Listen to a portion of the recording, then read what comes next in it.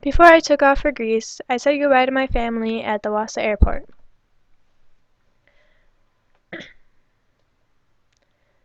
As we landed here in Greece, you'll notice it is a mountainous and rocky country with few plains. Its largest mountain is Mount Olympus, the home of the gods.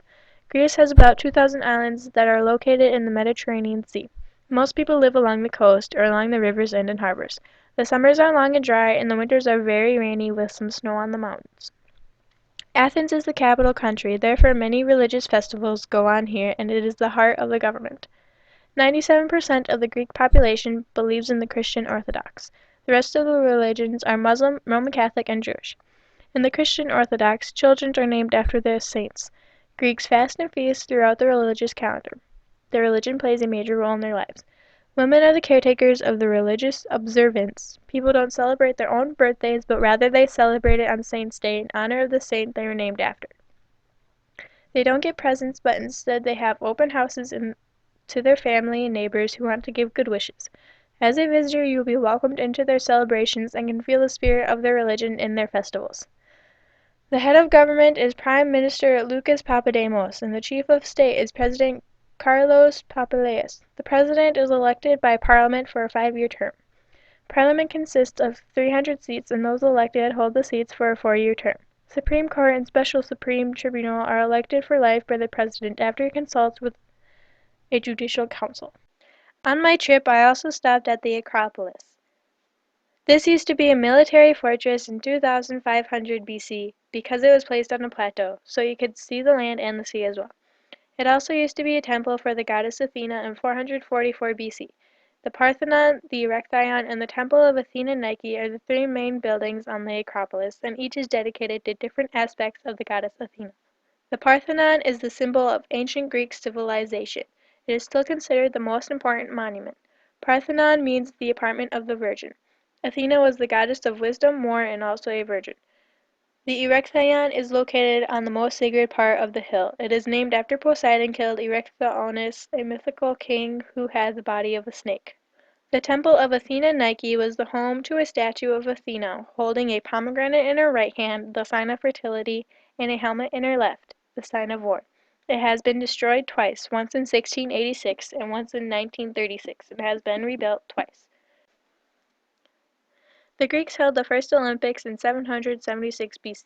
They were very competitive, but it wasn't the only sporting competition. It was the most popular. They loved beauty, music, literature, drama, philosophy, politics, and art. They built columns that were used all over ancient Greece. These columns were placed so they looked perfectly symmetrical. Democracy was created over 2,400 years ago by the Greeks. All citizens had to serve for 1 year as lawmakers. Each year, 500 citizens' names were drawn. Women, children, and slaves were not considered citizens. One man equaled one vote. This happened only in Athens in ancient Greece. I also stopped in Croatia because it is a major tourist destination. Here they have many restaurants, and they are located in Henia town. The Greek food is one of the best part about the visit, from the warm homemade bread sold in the bakeries to the olives, which are a staple. Greece is in a severe economic crisis. The major contributors to the economy are industrial development and tourism. 29% of the workforce works in agriculture, 21% of the workforce is in industry, and 59% of the workforce is employed in services. But Greece has a very high unemployment rate due to such a low economy, tax increases, and corrupt political parties. I visited Naxos, which has the most beautiful beaches, and the Portara. The beach I visited was the Plaka Beach on the Mediterranean Sea.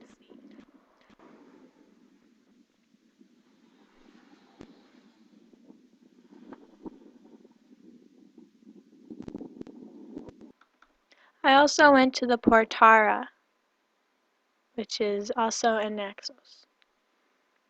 The Portara is an unfinished doorway for a temple that faces directly towards Delos. The temple was begun in about 530 BC, but never finished, for the tyrant was overthrown. Today it is one of the most famous landmarks. Sometime in the 6th century AD, the temple was converted into a church.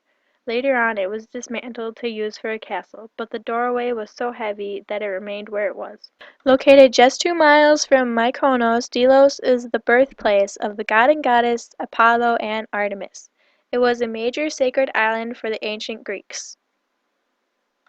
It was once covered with temples and sanctuaries dedicated to the gods. There is a lot to see on this island, but what I visited was the sanctuary of Apollo.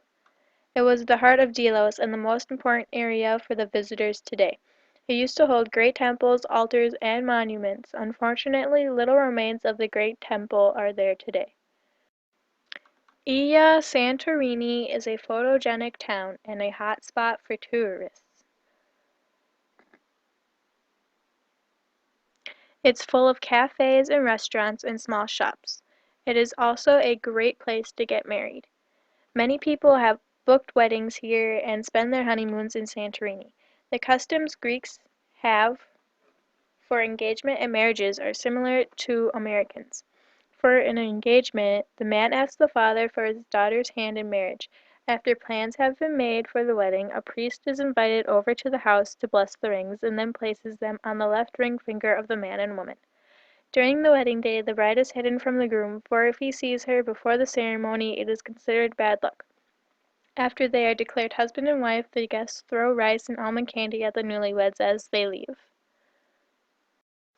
After I had seen everything I wanted to see, I headed back to the airport in Athens.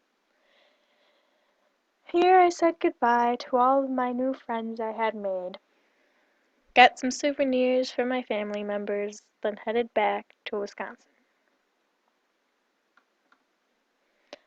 As I was flying, I was anxious to get home. I couldn't wait.